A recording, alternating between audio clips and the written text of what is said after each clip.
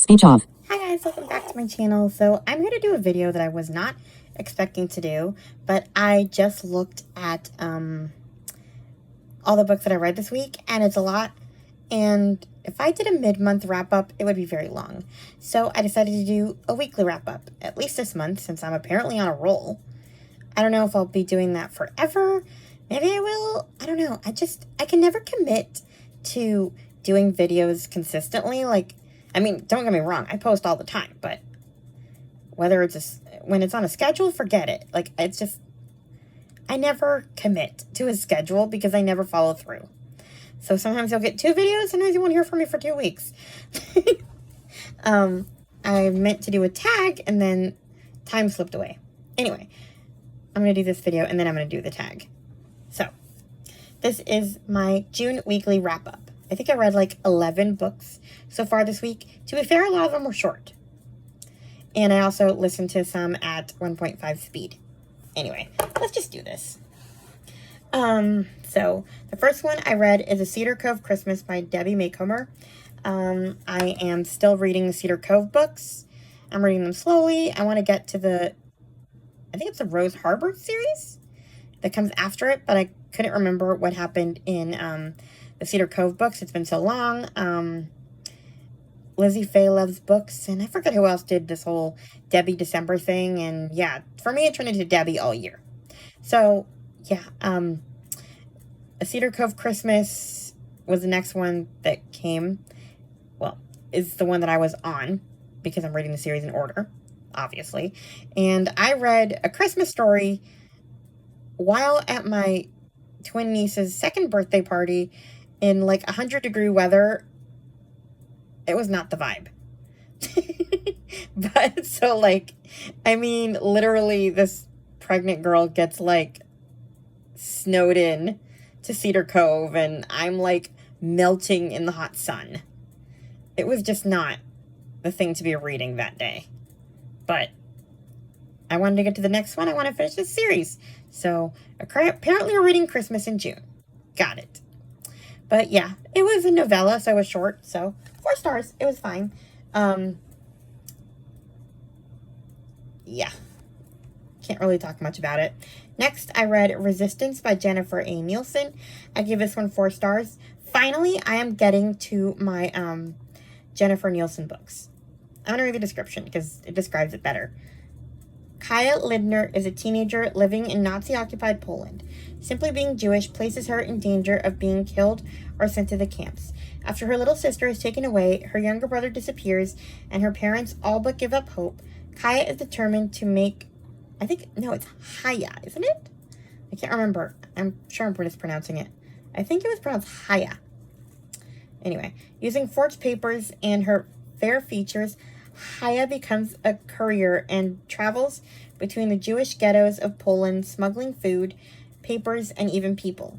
Soon, Haya joins a resistance cell that runs raids on the Nazis' supplies. But after a mission goes terribly wrong, Haya's network shatters. She is alone and unsure of where to go until Esther, a member of her cell, finds her and delivers a message that chills Haya to her core and sends her on a journey toward an even larger uprising in the Warsaw Ghetto. Though the Jewish resistance never had much of a chance against the Nazis, they were determined to save as many lives as possible and to live or die with honor.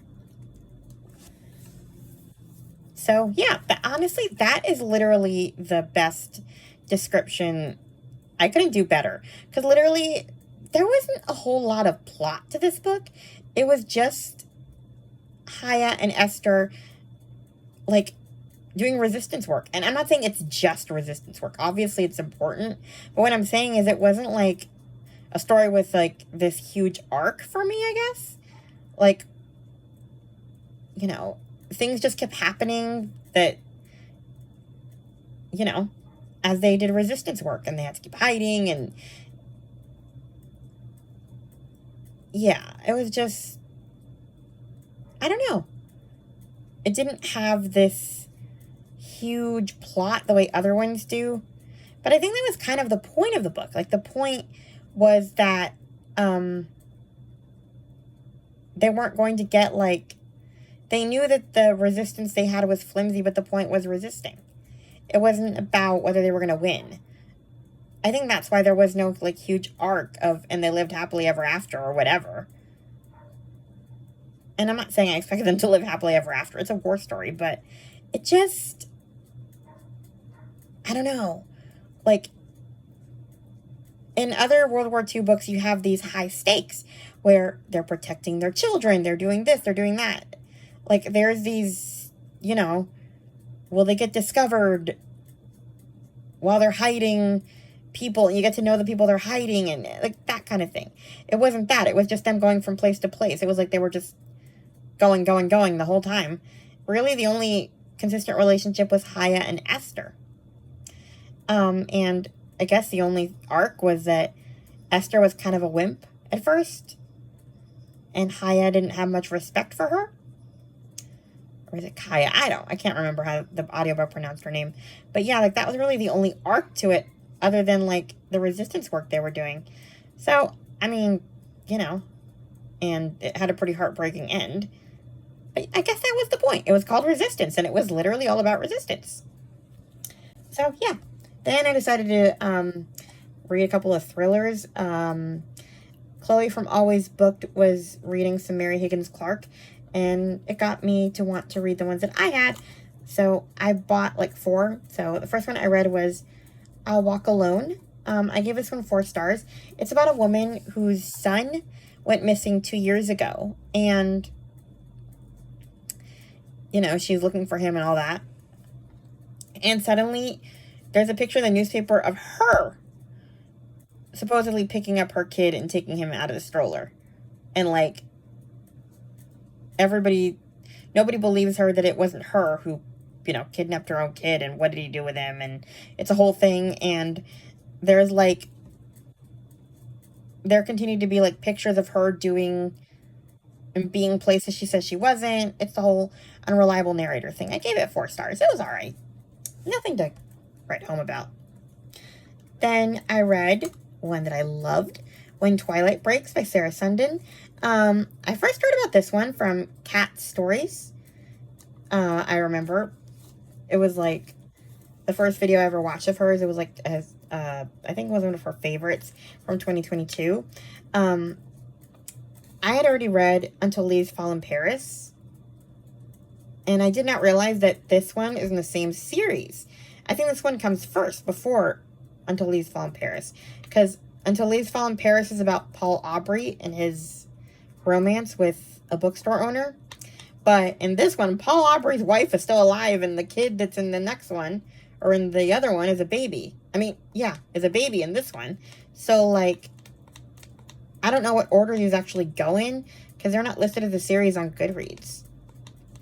Anyway, I mean, it doesn't really matter. They overlap briefly, Paul and these people that are in this book. So I guess it really doesn't matter if you read them in any order. It's just that you meet Paul's wife that, you know, dies in another book, like, is dead. So it's a little jarring and kind of sad, actually. So I would have almost preferred to read them in order. Anyway, but yeah, Alma from Alma's Book Journey, I think she had it on her book list for historical fiction this month. I'm pretty sure. I can't remember. And I know that, I'm pretty sure Katie and Amanda have both read this one. Whatever. Anyway, I gave it 5 stars. I loved it.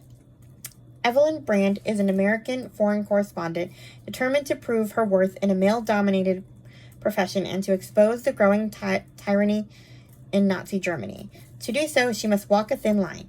If she offends the government, she could be expelled from the country, or worse. If she does not report truthfully, she'll betray the oppressed and fail to wake up the folks back home. Peter Lang is an American graduate student working on his PhD in German. Disillusioned with the chaos in the world due to the Great Depression, he is impressed with the prosperity and order of German society. But when the brutality of the regime hits close, He discovers a far better way to use his contacts within the Nazi party to feed information to the shrewd reporter he can't get off his mind. As the world marches relentlessly toward war, Evelyn and Peter are on a collision course with destiny. So, actually, yeah, this makes sense that this one comes first in the series. Because this one is technically before the war even started. This is like the beginning of the war. We're talking like 1938, early 1939. So the war hadn't even started. Officially. So, yeah. That makes sense why the baby would be a baby. Because I'm pretty sure that Until Leaves Fall in Paris takes place in 1944. And she's about 5. Anyway. But yeah, I love this book. She writes romances in a way that I believe. I like that they're friends first and they don't, like, hate each other or anything like that. So, yeah, I really enjoyed this book. I want to read more by her. I think there's another one in the series, too. So, yeah. Anyway. Next, I read Close to Home. This is a new mystery series I started. Meredith from the Currently Reading podcast talked about it. She did say that this one wasn't as good as her other ones, which I believe because this one... Anyway, it's the D.I. Adam Foley series, number 1. Close to Home, it's called, by Kara Hunter. I gave it 4 stars. Basically, this little girl goes missing and... like, she really goes missing to the point, and, like, the family's, like, super messed up. It's just very... It's very disjointed, I guess. I gave it 4 stars just because I was invested in the mystery, but, like, it's all of these different perspectives of people investigating, and then you have, like, the Facebook threads of people fighting over, is this kid dead? Is this kid alive? Did the mother do it? Did the father do it? Like, it's all so disjointed, and I have to believe that Meredith, when she says that the rest of the series gets better, I don't know, we'll see. I'm going to keep going, though, since I bought the first 3, so I feel obligated to continue. Then I read Where Are the Children by Mary Higgins Clark. I give this one 3 stars. Apparently this was her first book, and the book that gave her, like, wild success. And I guess I can understand why, to an extent. It's just that I've read better thrillers than this, and I was a little... Ugh, give me the creeps. It's about this woman whose first 2 children die, and now she's remarried to this new guy, and her new 2 children go missing.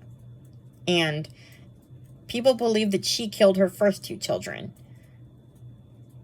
But the witness that claimed that she did fled the country or something, so they couldn't convict her of it. So she was able... Anyway. The child predator in this case is so... slimy and horrifying that, like... I've never been so grossed out by a child predator more than this guy. So I can kind of see why this was her claim to fame, because, like, I mean, this was written in the 70s. Like, this type of thing probably was not talked about, let alone had it, like, written in the written word. Like, it was horrifying. But the next one looks a little bit more well-developed. Where Are the Children Now? I am going to keep going just because, I don't know, I feel like that one's a little more... It's longer, for one thing. This one was just super rushed, too. Like, you couldn't really even get attached to anyone before they got kidnapped, or, like, I don't know. It was just, like, all this rushing to find them, and then they find them, and then it's the end, and it's just... And then there's, like... They have... I mean, you can totally tell it was written in the 70s.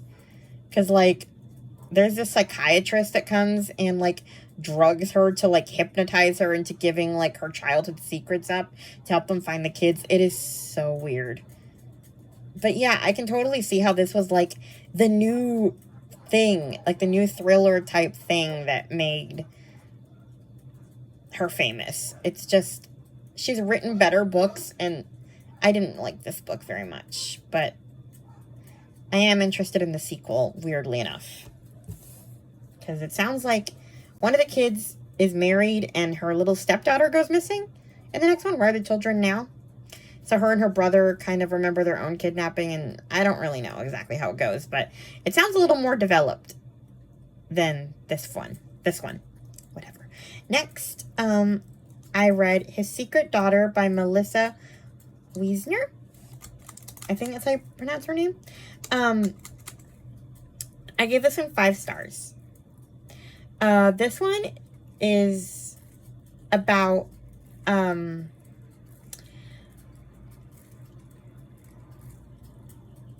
this woman who, like, her, husband is out of town on a business trip. She just separated from him because she thinks he's having an affair, essentially, or, you know, he's not putting them as a priority because he works too much. So she just separated from him, and she gets a call that he was in an accident and he's in a coma. And she has a teenage daughter or whatever. And then she finds out there was a child in the car and a woman. The woman is dead, and now the child, 2-year-old Luna, is alone. And the child looks like her husband. So what do we assume? Love child. That was, like, instantly what sort of drew me, because I don't know. It's so weird, because I feel like I get more enraged when people have affairs that don't result in children. But when there's an affair that results in a child, I'm instantly interested, and I care more about the kid than I do about the affair. So, like, I read last month, what book was it? I was literally raging about this other book that I read last month. I can't remember what it was called. But it was about, the couple was fighting because he had an affair. And I was, like, raging through the entire book. And everybody else was, or another one of the, okay, I found it. A Million Little Choices by Tamara Alexander. I was literally raging at this book, and Anne from In Search of Wonder was just like, can he stop holding this grudge already? I'm sick of reading about it. You know, can the wife stop holding a grudge? I'm sick of reading about it.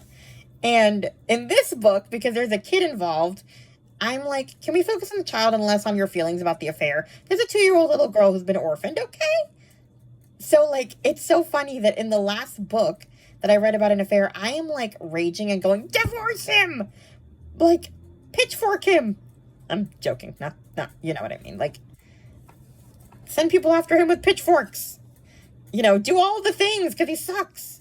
But, like, in this book, because there's a little kid involved, I am, like, completely invested in this kid, and I'm like, you have to keep her. Who cares if he cheated on you? This kid is cute. Anyway,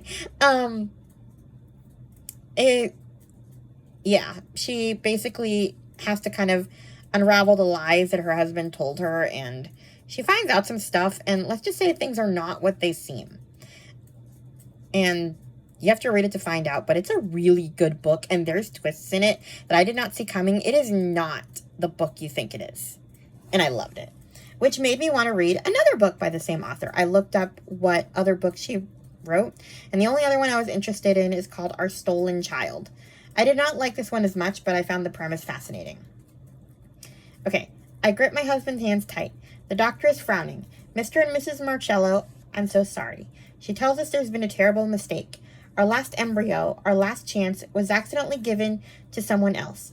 The child we made 4 years ago calls another woman mommy.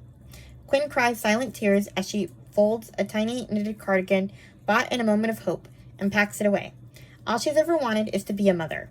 Although her husband James brings her comfort, the knowledge that they have no embryos left and that their child is out there being raised by another family is tearing them both apart. When the lawyers tell them there's a chance to get custody, James is unsure. But Quinn knows she has to take it, if only to look her little girl in the eyes. Just once. Meeting Emily and the woman who raised her, Quinn's heart cracks wide open. Emily looks just like Quinn, right down to her curly hair.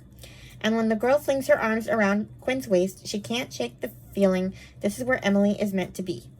As the two families reckon with an unimaginable decision, a secret from James' past surfaces, one that forces Quinn to question everything she thought she wanted. But how will they decide what's right for the little girl they all love so dearly?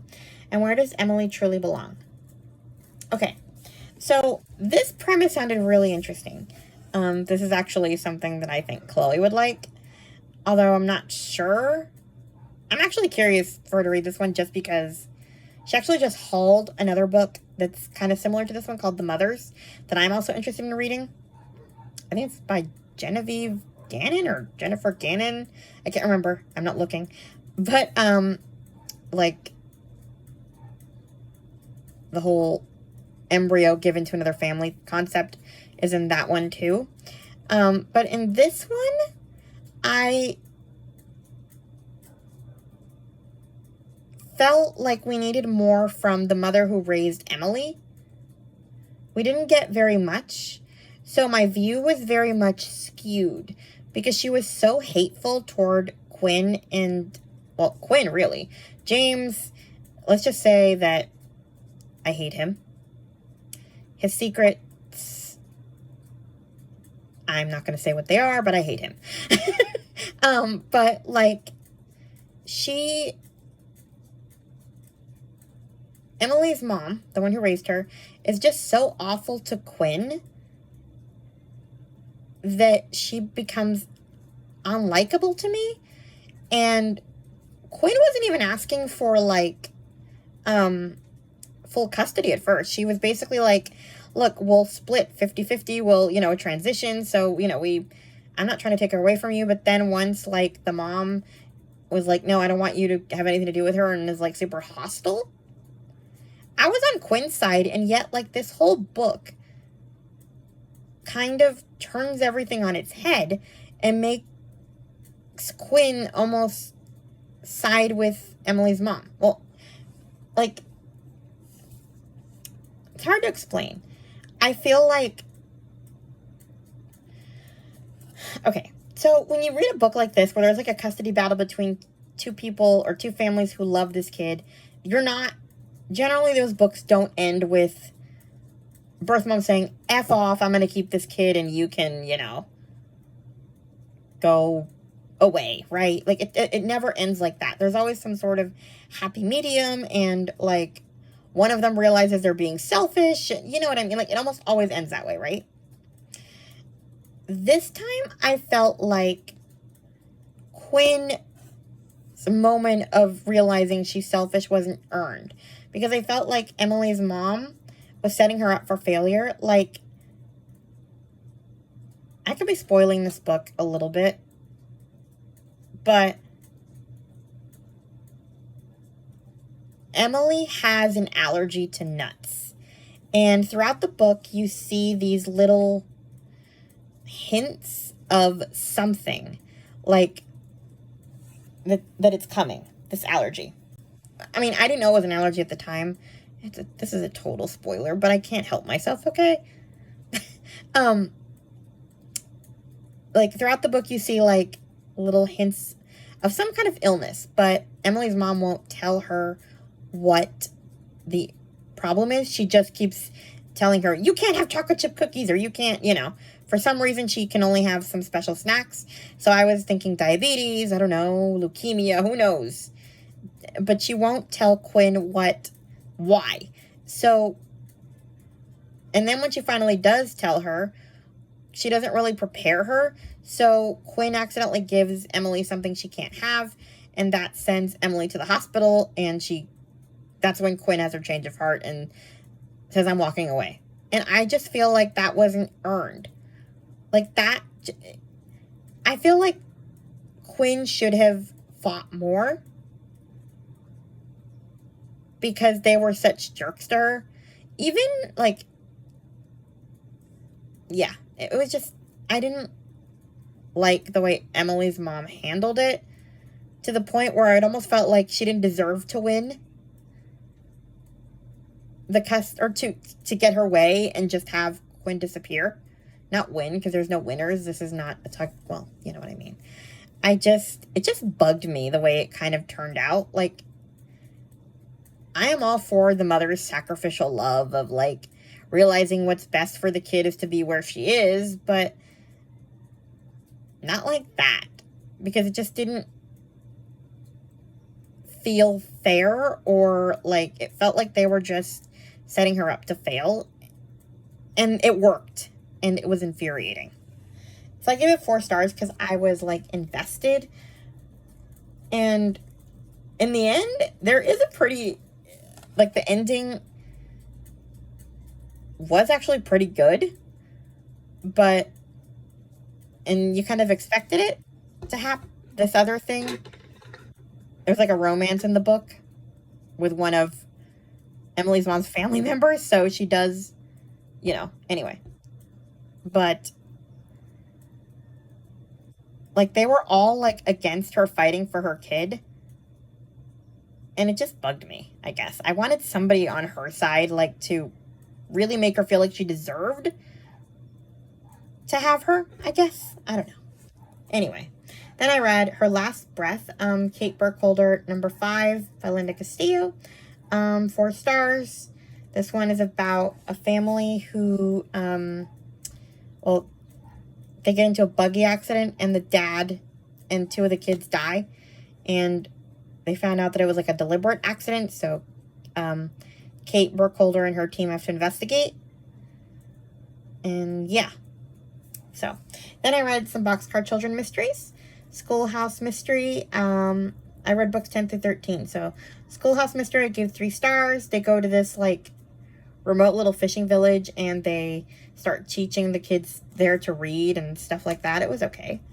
Then Caboose Mystery, I give this one 2 stars. And they go on a vacation and live on a caboose. Houseboat Mystery, they live on a houseboat, and there's, like, a whole mystery there. And then Snowbound Mystery, they live in this cabin. That one was fun. The mystery wasn't even that interesting, but they were snowbound, essentially. So I gave that one 4 stars. So yeah, those are all the books that I read the first week of June. I'll be back next week with more that I read. So yeah, please like, comment, and subscribe, and I'll talk to you guys in my next video. Bye. Speech on. Stop recording.